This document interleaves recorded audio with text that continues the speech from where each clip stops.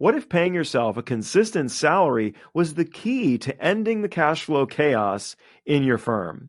Welcome to the Lawyer Millionaire Podcast. I'm your host, Darren Wirtz. Does your income fluctuate wildly depending on when cases settle or when clients pay? You're not alone. Irregular cash flow is one of the biggest stressors for law firm owners, leading to sleepless nights, tough conversations at home, and reactive business decisions.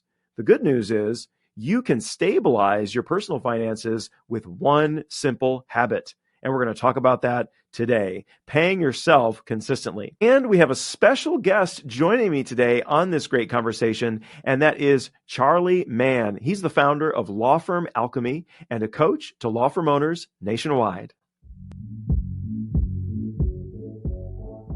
Welcome to the Lawyer Millionaire Podcast, the show where law firm owners learn to build wealth, scale their firms, and design the life of freedom they deserve.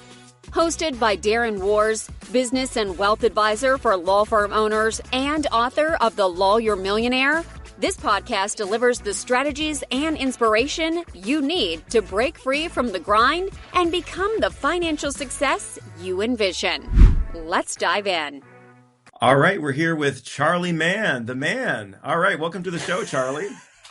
Oh, we're starting off hot with a last name pun. My goodness, Darren. Absolutely. Why not?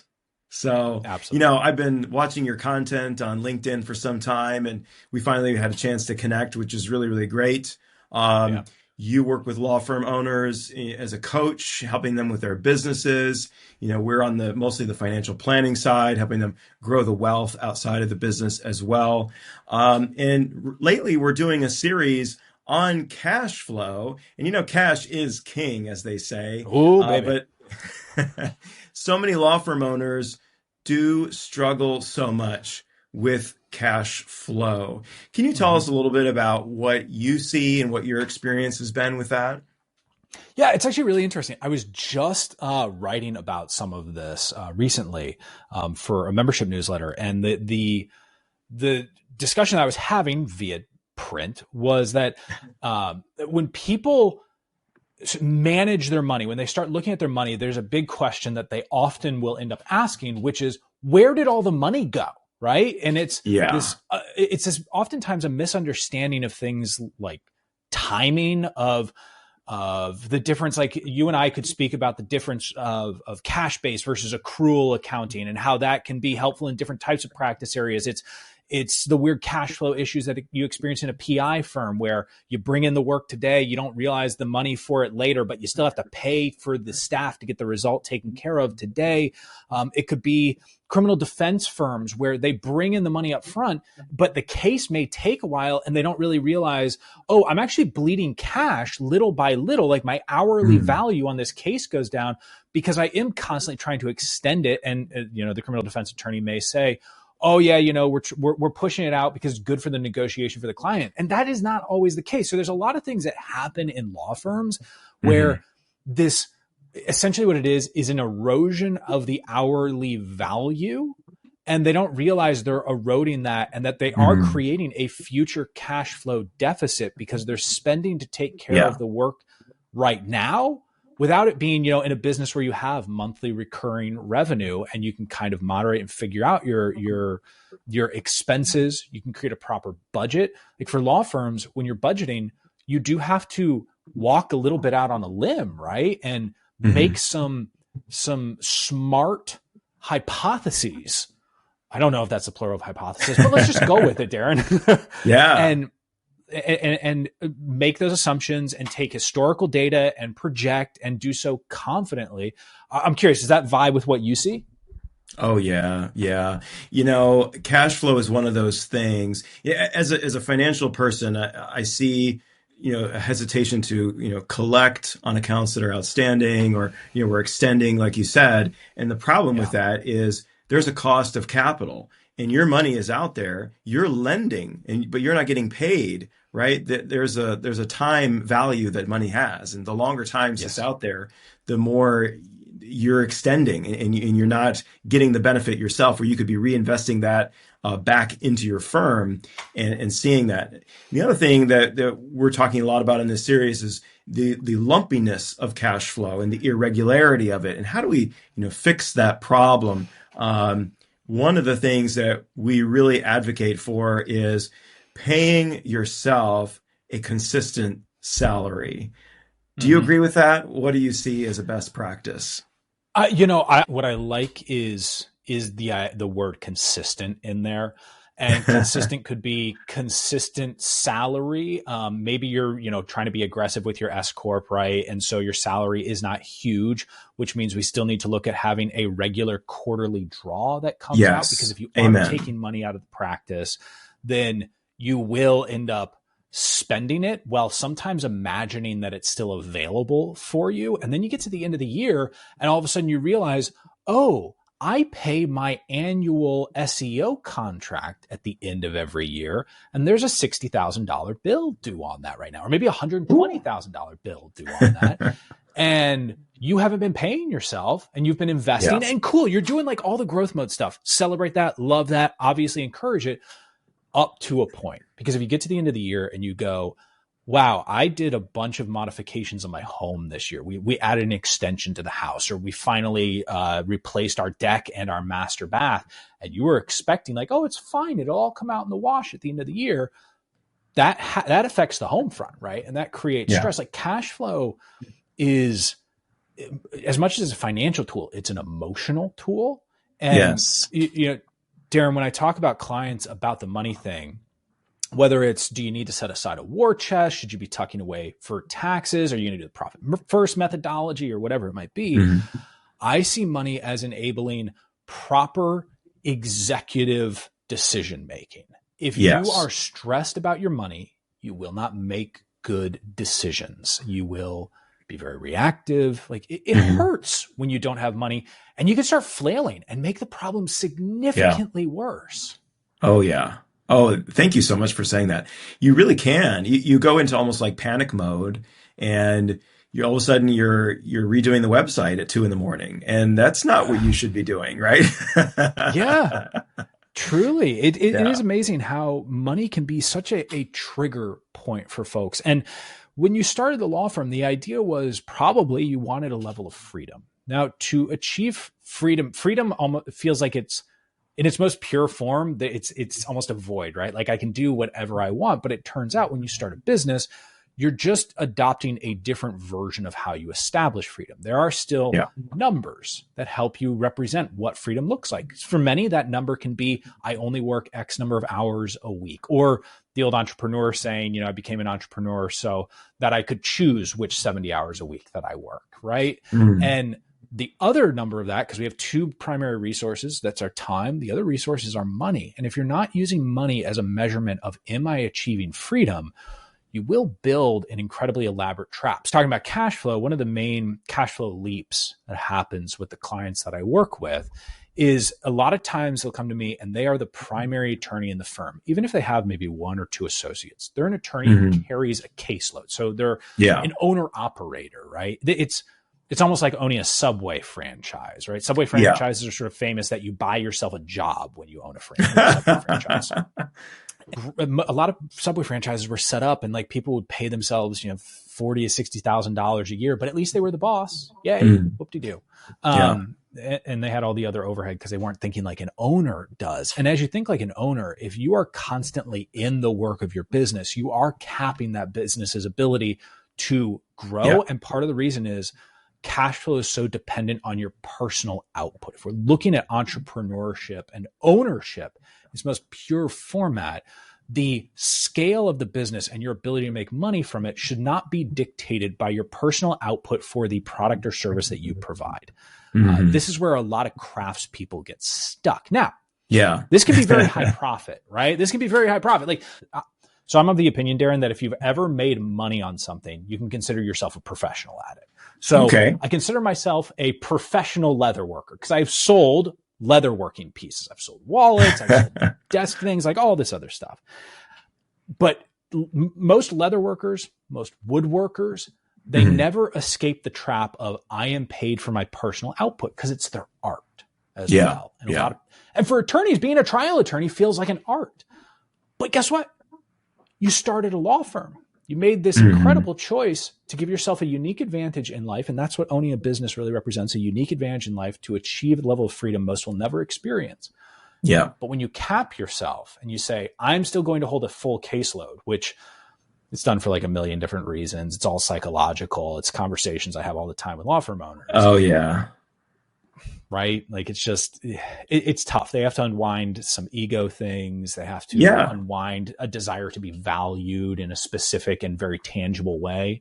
And when they make the leap out of that, now we can really get into the percentages and the cash flow and how are we establishing a real business rather than a trade or like group that pays you very well.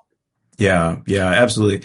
That is what we see all the time. And I want to go back to what you said about how the difficulties with cash flow affect the home front, because that is what we see all the time. And in fact, that's one of the number one reasons, one of the number one problems that clients come to us with when they first come to us is what I see is they're not paying themselves a consistent salary, or maybe they are, but they're still taking draws from the firm at random, or they are putting money back into the business from their personal accounts because the business is running low. And there's just money flying back and forth. And the problem is, if that's the case, you're never going to start building real wealth outside of your law practice, because how can you consistently save when you don't know you might have to send that $10,000 back to the law firm? In fact, this was one of my very first clients. This was the exact problem that he came to me with. And all we did was say, okay, let's figure out how much you're going to pay yourself in a draw every single month. And we did that, and his life changed. It is amazing. It is amazing because that just changes the way that you think about things. If you become part of the overhead, now you have to plan around it and make decisions accordingly. That idea of profit first, decide on what you're going to take home and then build the rest of the business around it. It makes perfect sense. I was writing about this recently. The other issue being on the home front side, timing of certain expenses. So there's this PI firm, and I kind of alluded to it earlier, at the end of the year had about a $60,000 SEO bill, digital marketing services bill that they would pay normally in December, right? Kind of the classic thing. I'm going to prepay for everything for next year. A firm that's doing kind of mid 5 figures, but really looking to, and I had just gotten close to 7 figures. And they were really looking forward to kind of breaking through. That's why they're making this investment. Well, what ended up happening is they paid that bill in December of one year. Then in the following year, based on the way that settlements were happening at the end of the year, timing wise, there was a case that was going to come in January. And so he actually talked to the SEO company. He was like, hey, can I pay this in January? Yeah. So now he had technically a full calendar year that didn't have that $60,000 expense on it. So it then felt like the money was coming home in that excess. He gets into the next year, he pays it. Basically, at the end of the day, there was kind of this, what we looked at, $180,000 emotional gap that occurred. That if we had timed that differently, it would have brought that down by like 66%, not just in the what felt like the financial gap, but was the emotion gap. And it's like, do you imagine you tell your spouse at the beginning of the year, hey, we're going to make $250,000 in our household this year, right? And you get to the end of the year and you look at how much you actually made, and it was $150,000. I bet during the rest of the year, you've been spending like you're going to make $250,000. Yes. Yeah. That's so right. And then you go, ooh, I overestimated by about 60% on our income. And so we're significantly underwater here. Yeah. That's unpleasant. Yes. I've actually experienced this. We all have, right? If you're an entrepreneur, you manage to muck this up at some point. We were doing like quarterly profit distributions, and we have some clients who pay in full at the end of the year for the next year for tax reasons. And it was great. Our Q4 looked amazing. It was like, this is fantastic. And then Q1 sucked. And I was like, what the heck happened? So sometimes you have to, is, you can average things out. You can look at like rolling 12 months or something, a rolling 3 months, or, kind of, you got to spread that out in some kind of mathematical formula to make a little bit more sense. Because you get a huge influx of cash and you want to spend it right away. And the same thing happens in our personal lives. You got to be careful with that. Yeah. And look, when you get that big flux, if you have something that's within a modest percentage amount that you've been looking to do, like let's say you've been looking to bring that ghostwriter on to handle writing your book, or you've just been waiting for an opportunity to hire someone to do some new landing pages for you, and that cash comes in, and it represents 5% of that cash that came in. That may be an appropriate way. The problem is the firm I'm talking about. The other issue is they kept making what I just loosely refer to as 5-figure mistakes, because that tends to be the mistake area in a lot of law firms that catches up with you quickly. It's, oh, you know what? It's $15,000, right? I'm going to go do this. Yeah, that sounds really good. And it feels great at the time. Like, oh, I'm going to buy that big video package for $15,000 and I'm going to have a fancy shoot. And because you've heard about other people are doing video, and you've heard, you went to a conference and oh boy, the speaker was really great. Yeah, I mean, right? You have these conversations all the time. I'm sure. Like, guilty sometimes. Yeah. Look, I've made the 5-figure mistakes, right? Yeah. No one. I do not hold myself outside of this group. I'm very much within it. Yeah. Just a little bit more disciplined now than I used to be, to say the least. Sure. And they'll go and spend the $15,000.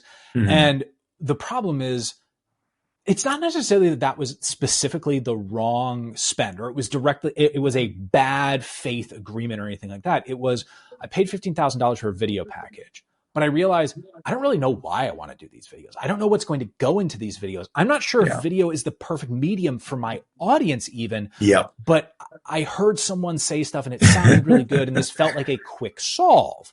Yeah. And that becomes the issue. And you can pile up, it's $15,000 here, it's $17,000 there. Then suddenly it's a $40,000, package or website redesign that you weren't even sure that you needed. You just heard from a couple of people who said, oh, your website kind of sucks. And you go, I guess my website sucks. I mean, it's been converting pretty well, but I do have 2 people that I respect telling me that it sucks. So I guess I have to rebuild it. And suddenly you're 5 figures deeper in the hole unnecessarily. Yeah. So easy to do. And the monthly things get you too. It's like, oh, it's only $500 a month, right? But it's $6,000, or whatever it is. Yeah. A lot of times. So I had a client who he was doing about $600,000 per year in PI revenue. And he was looking at his expenses. He's like, something just feels weird. And so we started looking at all of his subscriptions, and about half of the software subscriptions that he didn't use. And look, truth be told, I think we only saved him about $400 a month. And we might have cut 6 programs that he had.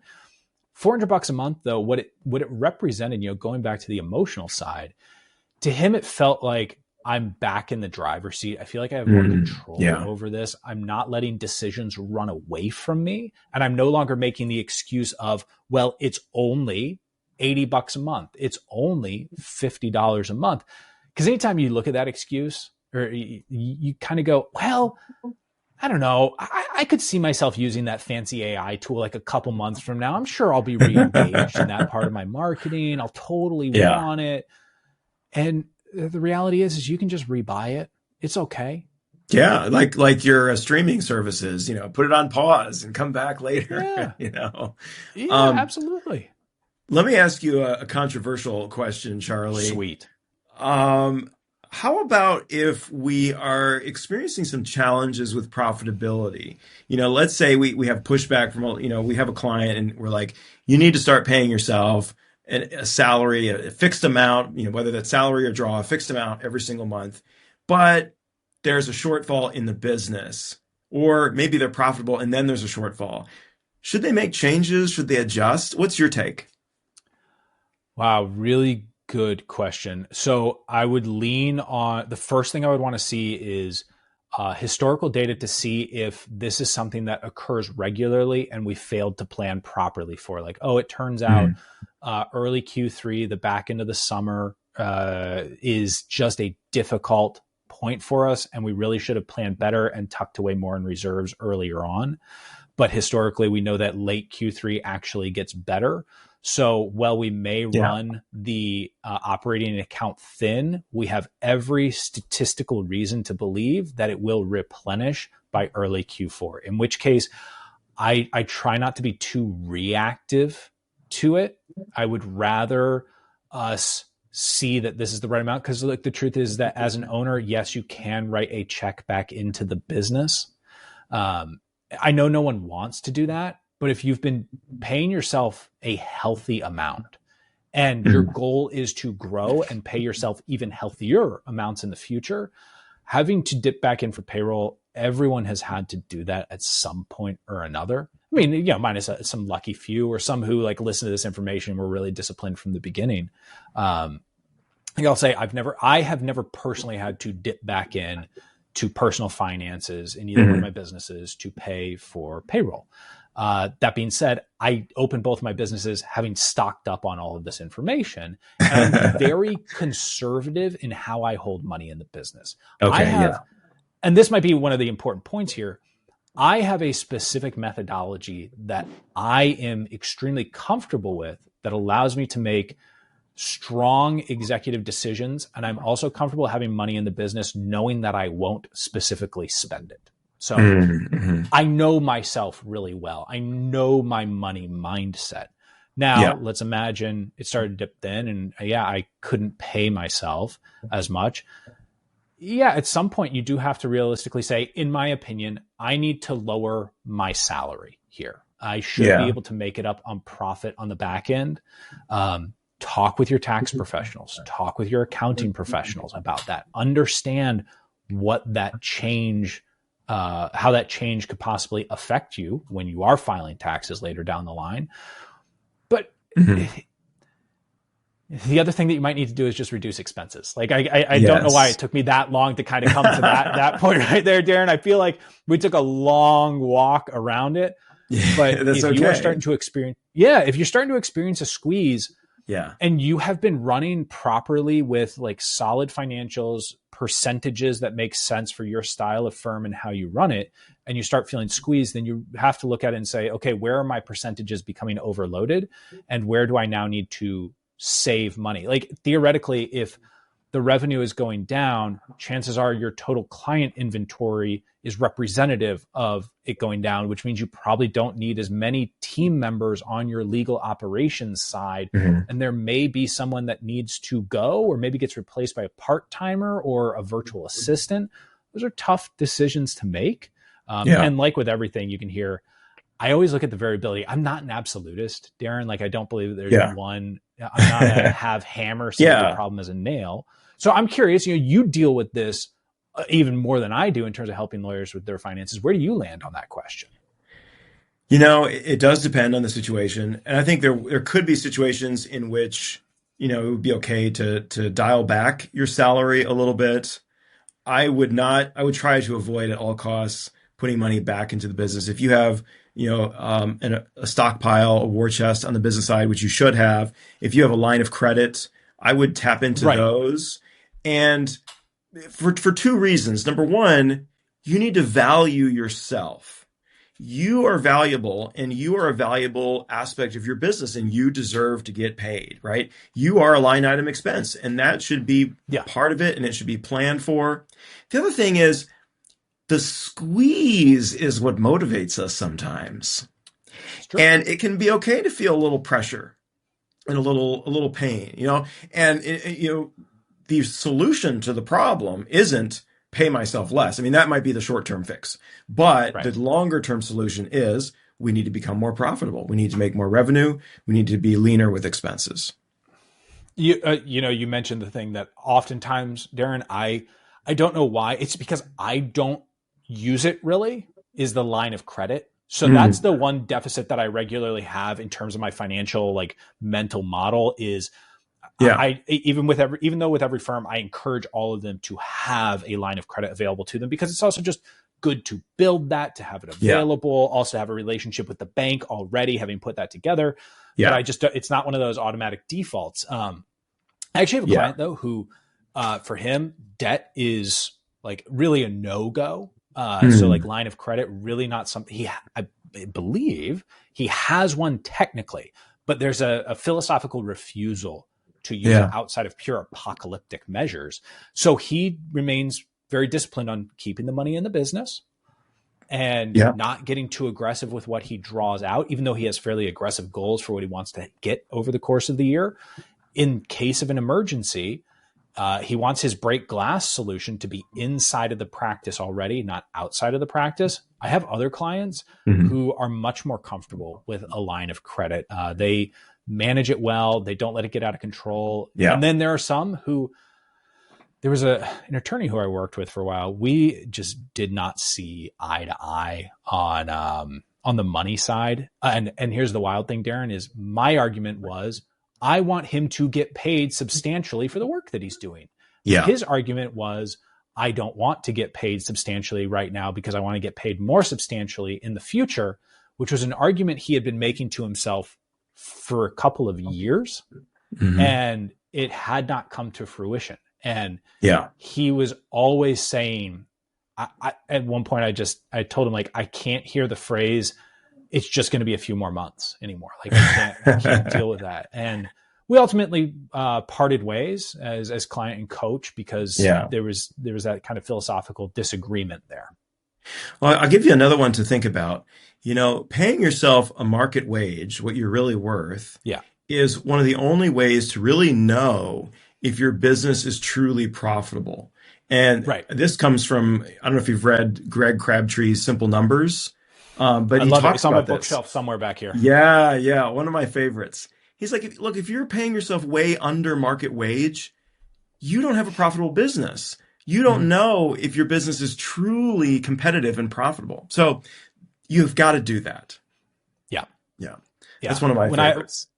It's a fantastic book. As a matter of fact, I try and keep a canon of business books. Like, if you're going to ask me in a specific category, this is the recommendation I'm going to give every time. Because I don't like people who get real wishy-washy and they're like, I'm going to just recommend the most recent book that I read. Like, there's true standards. For me, when people talk about accounting, financial processing, and sort of the financial data, the books that I go to first are Simple Numbers 2.0, and Profit First. I'm like, read those. Then you'll have the frameworks that you need to start making better decisions and to understand the ebb and flow and meaning of money within your business. 100%. Yeah. And we're going to be diving into Profit First in more detail on this series a little bit later. So thank you for mentioning that. Charlie, we're coming close to the end of our time here, but I have a few last questions for you. I want to throw one at you here. So this is a fun question. We'll do our money myth buster. Okay. Cool. So think back over your career, your business, your life. You know, was there something that you believed about money when you were younger that now that you're older, you kind of see differently? Yes. Okay. A little bit controversial. Let's see what it is. And I've never talked about this before in any other place. I am not a huge fan of the primary retirement account options. I for their tax benefits, I'm fine with it. But to me, the mythology that has been sold is that all you have to do is tuck money away in an IRA, traditional or Roth, or a 401k, and you'll be set for life. To me, in terms of velocity of money and how it grows, I feel like I'm loaning that money to large corporations to make money off of me while I wait to enjoy my money when I'm 65. So I am a more active and aggressive investor, and my money works harder for me than people who are tucking their money away into those traditional vehicles. Now, I like money, and I like money's velocity. I don't worship money by any means. I like it as a tool, and I like it as a game in many ways. And so I am more actively invested than your average individual. Yeah, very interesting. Well, I might disagree with you just a little bit. That's fine, by all means. And by the way, that's why I mentioned at the end the context of who I am and how I feel about money, because I'm actually quite conservative in the way that I handle it, but it moves a lot faster for me than a traditional vehicle would. but I'm capable of handling that. And if you're not capable of handling that and you would just gamble it all away, don't do my method. Please don't. Well, I'll insert a caveat there. I mean, Yeah. I have great respect for the market and what the stock market can do, but at the same time, as someone who is a financial planner who works with law firm owners, I see this all the time. You have a decision to make, right? With extra capital. Do I infuse that extra capital into the business to get a certain rate of return, or do I put that into the market to get a rate of return? The market's going to give you probably somewhere between 9 to 10% annually over the long term. You might be able to get a far higher return in your business. Now, there is more risk. You got to make sure it's a smart decision. You got to make sure you really know what you're doing. Or like you said, you could be just gambling away, but we have great respect for that. And that's exactly why we created the model that we have, which is much different than the traditional financial advisory relationship. I mean, most financial advisors really they're trying to get a larger portion of your portfolio so they can manage it. We came up with a flat fee program for law firm owners. Love that. So we don't care where your money goes. We just want to help you make the best decision for you. And by the way, I should say what I don't look to do is I'm not interested in like a Roth IRA putting money into a Vanguard. 6%, 7% every year. I'm a big fan of financial advisors overall. And I appreciate that you have a fixed fee model.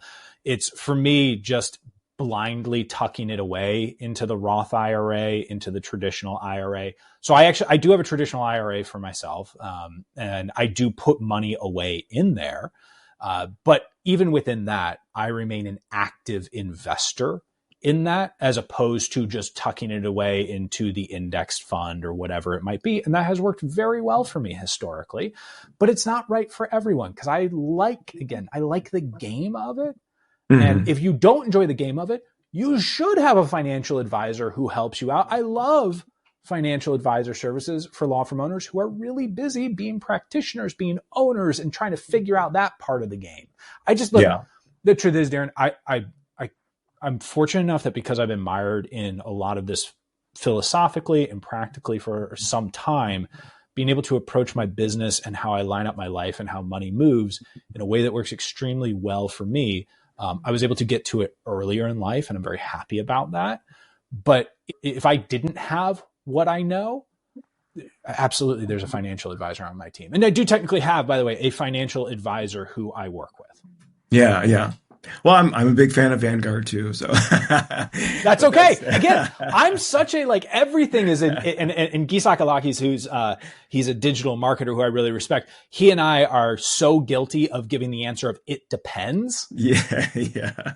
And because I regularly, by the way, yourself included, when I'm talking with law firm owners and they talk about the huge amount of cash that they may be bringing in, I am recommending people like you that they go talk to.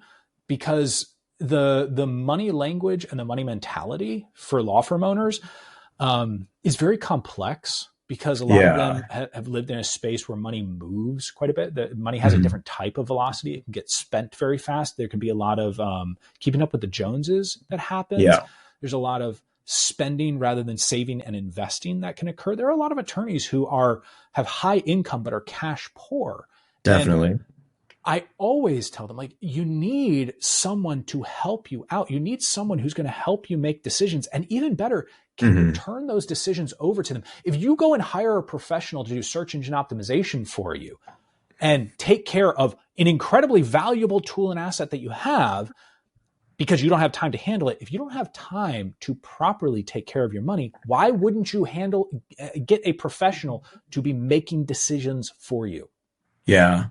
And the question I often ask law firm owners is, wouldn't it be great if you could wake up tomorrow and just say, heck with it, throw your keys on the desk and walk out the door and just be done because you've got enough passive income coming in from a portfolio of some kind. So for some law firm owners, that is an ideal that they want to aspire to have that sense of confidence that I could just walk away and I would be just fine. And that's what we try to help them get to that point in their lives.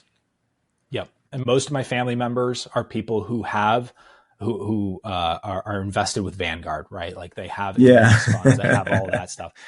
But my money philosophy for me, and I don't believe it's right for everyone. Goodness gracious, it's not right for everyone. As a matter of fact, I know people personally who I would never share with them what I actually do because they would mess with it and turn it into a gambling addiction, essentially. And that's not what I'm doing at all. I won't talk about specifics. But it is absolutely right for me. And that's what people have to find. When it comes to the cash, you really need to know your relationship with money, which all of us have a messy relationship with it. You need to know your deficits. You need to know where you get it wrong. You have to know that you're going to get it wrong at times. And if you bottle it up too tight, that it could explode at some point on you. Yeah. Get help. Find people. You need a team of advisors on this. It's like you need your estate planning attorney. You need your financial advisor. Sometimes you need to just pay for a financial planning strategy session. Go and do that. Yeah. And pay yourself a consistent salary. Yeah, that's nice too.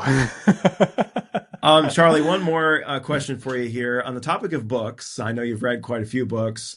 Is there anything, what are you reading right now? Tell us about that. Okay, so what I'm reading right now, and I'm looking over at my bookshelf because it'll give me the clue. Oh, right here. Let me actually pull it up right here. All right. I don't know. So this, and I've been going through this little by little. It's the 38 letters from J.D. Rockefeller to his son. This has been, this is really interesting. There was some time ago, someone advised me to, Dan Kennedy advised that you should read shareholder letters from Amazon and Warren Buffett and those other spaces. Interesting. So I've really enjoyed reading a lot of those and getting insights. So when I saw that there was this collection of letters, I mean, they're not shareholder letters, they're to his son from J.D. Rockefeller. And some of them are like about dressing well, basically, but others are deep and interesting strategies and yada, yada. So that has been quite a treat. I'm working my way through a reread of American Gods by Neil Gaiman. I always like to have some fiction on my table. Nice. And then I'm also parsing back through, and I've got it right over here. It's very well tabbed, so you can tell it'll be a second read, my copy of Unreasonable Hospitality by Will Guidara. And I'm going back through to like lock some of the stories and everything into my brain. Okay, very, very cool. Well, that's great. And the reason I ask is we have a book club for law firm owners that we run, which is pretty cool. We just read Buy Back Your Time by Dan Martell, which is one of my favorites. That one's right over there. Yeah. And next up is A Random Walk Down Wall Street by Burton Malkiel. It's a classic on the markets and investing. And I'm super excited to dive into that one because we're going to be talking about all of the misconceptions people have about markets and all of the myths that are out there and really distilling it down for people. So I'm really, really pumped about that. I am just writing that down real quick. Yeah, Random Walk Down Wall Street. Random Walk Down Wall Street. We'll put that and we'll put Charlie's reads in the show notes for you guys so you can check those out. Actually, before we go, why don't you tell our audience a little bit just about your backstory and what you do?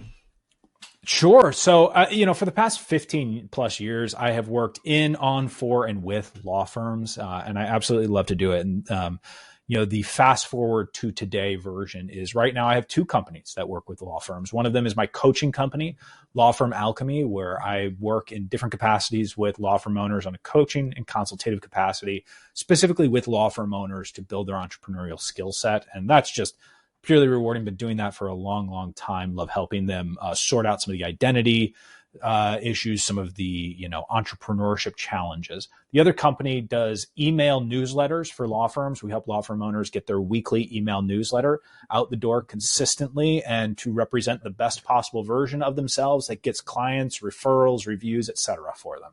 And that company is called Red Kraken Creative. And that is such a great idea because almost every law firm owner I talk with, they don't have an email newsletter. And I'm like, what are you doing? It's a gold mine. It's an absolute gold mine. They tend to have the Yes. list. They've got the emails. They're just not Yes. pressing send. And I get it. There's not a lot of time to do it. Yeah. Just like there's not a lot of time for them to go in and always understand what their numbers mean or take care of their investments. We're like, look, we'll take care of it for you so you can go make even bigger decisions and work on bigger projects. That's right. That's right. All right. Great stuff, Charlie. Well, thanks again for joining us. It's been a pleasure. Pleasure is all mine, Darren. The first time that you and I had an opportunity to speak, I was like, I really like this guy. And immediately after, started bringing up your name in conversations as people talk about money. So I appreciate everything that you're doing for the lawyer community. Thank you so much. All right. A huge thanks to Charlie Mann for joining us today. Connect with Charlie at Law Firm Alchemy or find his newsletter company, Red Kraken Creative. We've linked his sites and socials in the show notes for you. My challenge to you today is this. Pick a fixed monthly salary or a scheduled draw and start that this month for yourself and treat it like payroll. Even if you're not running payroll, give yourself that predictable, regular income flowing into your personal accounts. You will thank me for it. Consistent personal income is the bridge from unpredictable firm cash flow to predictable wealth building. When your paycheck is steady, you make clearer decisions, you reduce stress at home, and you're finally able to start investing beyond your practice. And that's exactly what we help law firm owners do every single day. We've put together a simple guide on paying yourself as a law firm owner. You can check that out in the show notes. And if you're not yet in our free book club, you need to be. It's a great way to connect with other ambitious law firm owners and read some great books. And as I mentioned in the show, that next book coming up, that's going to be A Random Walk Down Wall Street by Burton Malkiel. It's a classic, and you owe it to yourself as an investor, as a business person, to learn more about the investing world. It's really going to help you. So I'm super excited to dive in with you, and we'll be talking more about that on the show. But stay tuned for next time. We'll be diving into the next segment in our series on cash flow. All right, friends. Well, who is the lawyer millionaire? It's you, my friend. That's right. So go out there and own it and live it. I'm your host, Darren Wirtz. Thanks for joining me. I'll see you next time. Are you a law firm owner looking to build real wealth and break free from the daily grind? On the Lawyer Millionaire podcast, we share practical strategies to grow your practice, maximize profits, and create the financial freedom you deserve. Join host Darren Wars as he interviews top experts and successful law firm leaders who share their secrets. Don't just practice law, build a legacy. Listen now to The Lawyer Millionaire wherever you get your podcast. The Lawyer Millionaire podcast is for informational and educational purposes only. It is not intended as legal, tax, or investment advice. Listeners should consult with a qualified professional before making any financial or business decisions. The views expressed by guests are their own and do not necessarily reflect those of Darren Wars or Lawyer Millionaire Wealth Advisors.